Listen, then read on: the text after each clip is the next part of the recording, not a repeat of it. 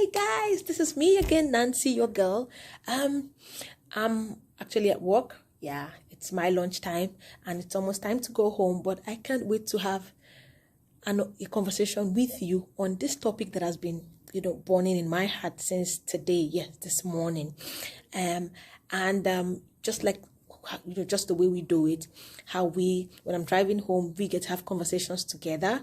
I'd like to engage you once again, especially if you are a mother in waiting or someone who desires more children. If you don't have any kids at all, or you're someone who you have one or two and you want more, I can't wait to just pour my heart to you, because I know that this is a very difficult season for you, but it won't always be. So grab a bottle of water or soda, whatever it is you'd like to drink. If you have some popcorn in the mix, good. Some cookies, some biscuits, whatever it is, and let's just converse. I'll be getting into the car in a few minutes, and then we can talk. So I'll see you then. If you haven't subscribed to this channel, what are you waiting for? Click on the subscribe button so that you are subscribed to this channel, and then also click on that notification bell just right down there, so that for every time I post new content, you will be notified.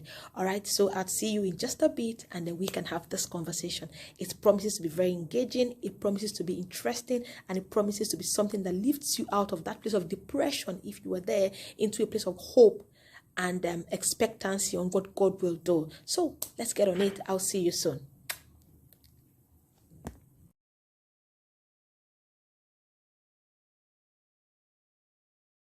Hey guys, okay, so work is over and it's time to go home.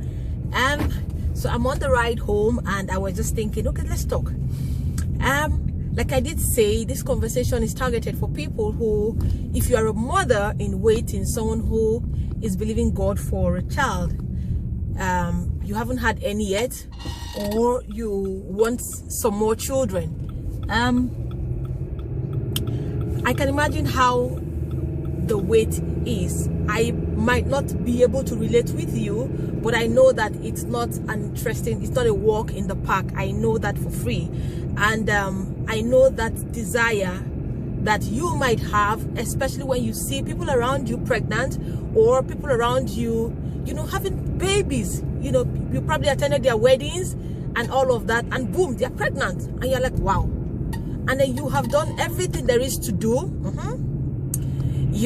Timed your periods, all that, just hoping that you will just get those two red lines that indicates that you are pregnant.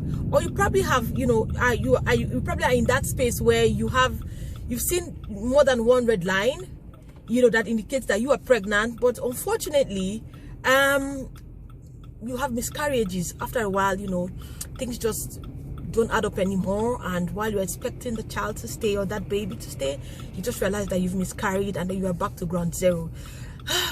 I feel for you. I really feel for you. But I'm here to encourage you, and that's why I decided to have this conversation. I woke up with this topic in my mind, and that's the truth. And I just thought, okay, perhaps I could give some sort of encouragement. You can imagine how you feel, when you have that high anticipation that, okay, everything is going to go well, and then you have the hope of, you are nursing the hope of that baby, and then for some reason, you have a miscarriage. Oh. And you are back to ground zero. I cannot imagine how you feel, but I know that it's not a good feeling. But here I am here to encourage you, because like I did say, I woke up with this burning topic in my mind, and I thought, okay, it will be good to just encourage someone. So if you know someone who is actually in this situation and that would need a little encouragement just to get through this phase until God blesses her with a child, please share this video with her, so that she can actually listen and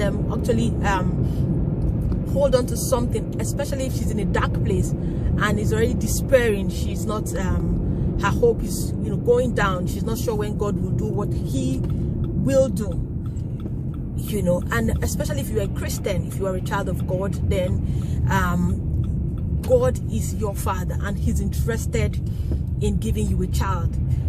The Bible says that children are the heritage of the Lord, and the fruit of the womb is his reward. That's the way he rewards you. children are his heritage, are his heritage. That is to say that you are just a caretaker. It's not your idea to have children. It's actually God's idea to give you children. And he says that the fruit of the womb is the way he rewards. And I'm sure you might be asking, okay, so why has he not rewarded me so far? What is my offense? People that are probably, worse than I am have their kids. And so why not me? You probably have 1,001 questions in you as regards this. Unfortunately, I don't have answers for you, but one thing I know for sure is that God cannot lie. I know that God cannot lie. I know that the wait might be long, the journey might be stressful, you might be under pressure and all of that, but one thing is for sure, God cannot lie. So I want you to hold on to that. Yes, because I've seen it happen too many times. The tides have been turned around. People who lost hope for some reason have their children right now. In fact, I remember that when I just got married, I wanted to just wait for maybe about 3 months before I started thinking of trying for children. And so God was kind to me. And just like, I think 3 months after I got married, 4 months, I think, yeah, 4 months after I got married, I wasn't actively trying, but I remember that I had asked God that, Lord, I would want to have my baby maybe on my anniversary. I should have at least a baby with me on my 1-year anniversary and all of that. And so God was kind to me, so much so that by the time I was that 4th month, I actually got pregnant. I got pregnant. Yeah, by my 4th month in my marriage, I got pregnant.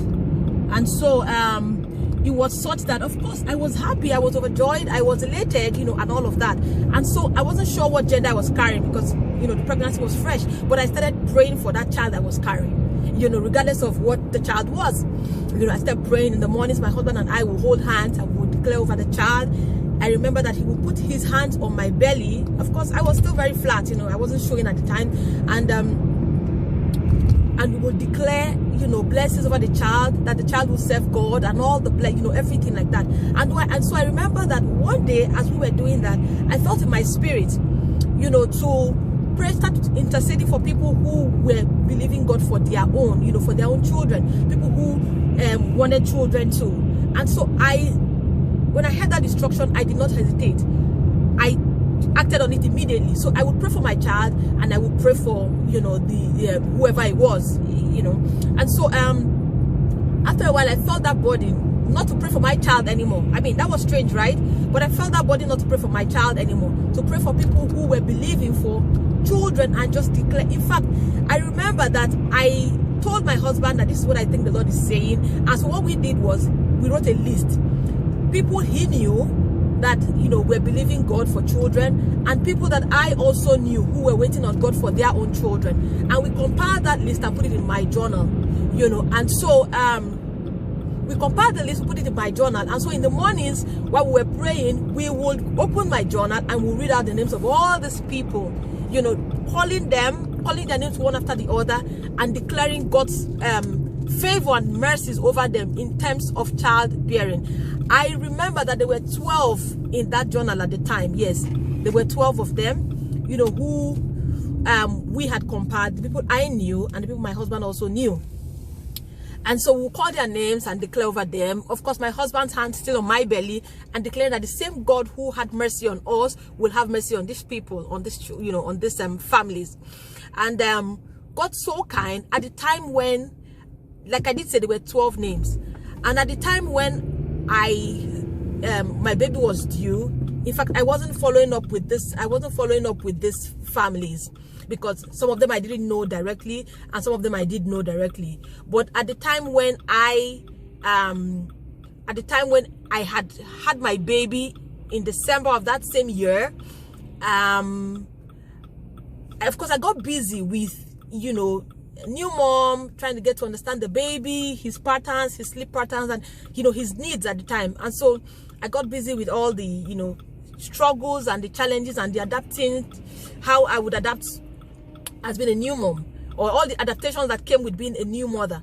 And so sometime in January, I remember And so I forgot about praying for, of course, I had my baby now and I was busier, so I forgot about praying for them. But I did find that from February and March, when you know, I was settling and easing gradually into what motherhood was, as at February of that next year, out of those 12 names that I had written down, that my husband and I had prayed for, those 12 ladies, 8 of them had either had their children already or were pregnant. I tell you, it was so surreal. 8 of them in that list had their children. They were pregnant. You know, some of them almost to the point of birth. You know, and it just made me realize that God is rich unto all that call upon him. Now, I also remember that in the Bible, I remember the story of Hannah. Hannah was looking for a son, and God was looking for a prophet. Until she got to the point where she said, Lord, if you give me a child, I will give him back to you, and he will serve you all the days of... By the time she made that commitment, God said, aha, this is what I'm looking for. And so I urge you today, it might be a lonely journey, nobody understands you, you might be under pressure and all of that. I completely get it. But what I'm trying to tell you this afternoon, which is my time, is that don't just ask for a child. I know you've asked for a child and all of that, but can you tie that child as a commitment back to God, that Lord, if you give me this child, just like Hannah did, if you give me this child, I will make sure he serves you all the days of his life. Can you do that? Can you actually make that commitment to God to say, Lord, if you want a vessel, if you want a child, if you want someone that you can serve you in his generation, in my children's generation, this is my child, use him for your glory. Make that commitment. Tie your child or your hunger or your desire for a child to a promise or a need that God has, and watch him just come through for you. I bet you, I've seen it happen more than once, and I know that God actually honors the prayers when people actually go past themselves and say, Lord, here I am, here is my need, use it for your glory, and it's going to come through for you. I pray for you today that your heart is at peace, that God is at work in you, because it says children are the heritage of the Lord, and the fruit of his of the womb is the way he rewards. I pray that your reward comes swiftly in the name of Jesus. I pray that his peace floods your heart, that you know that indeed that your child is a special child destined for signs and wonders. Look at Joseph, look at Moses, look at the great men of God in the Bible who performed miraculous feats. There was kind of a delay. Imagine Abraham and Sarah. See how long it took for them to have a child. Sarah was past menopause. That means there was no hope. Now, on the other flip side, look at Mary, the mother of Jesus. She didn't know a man. And on both extremes, God was faithful. If he could let Mary, who knew no man, have a child, and could also let Sarah, who was already past the age of childbearing, have a child, then there's nothing God cannot do. And so I want to just encourage you today, hold on to your faith. It will come true. Keep declaring the promises of God over yourself and watch him show up mightily in your life. I pray for you, it will happen speedily, and your joy will know no bounds. I hope this blesses you. I hope it encourages you to keep hoping, keep declaring, keep believing God for what you want. And I will see you some other time. Yeah? Take care of you. Hugs from me. And subscribe to this channel if you haven't, so that together we can do this. I love you, and we will see you next time. Bye.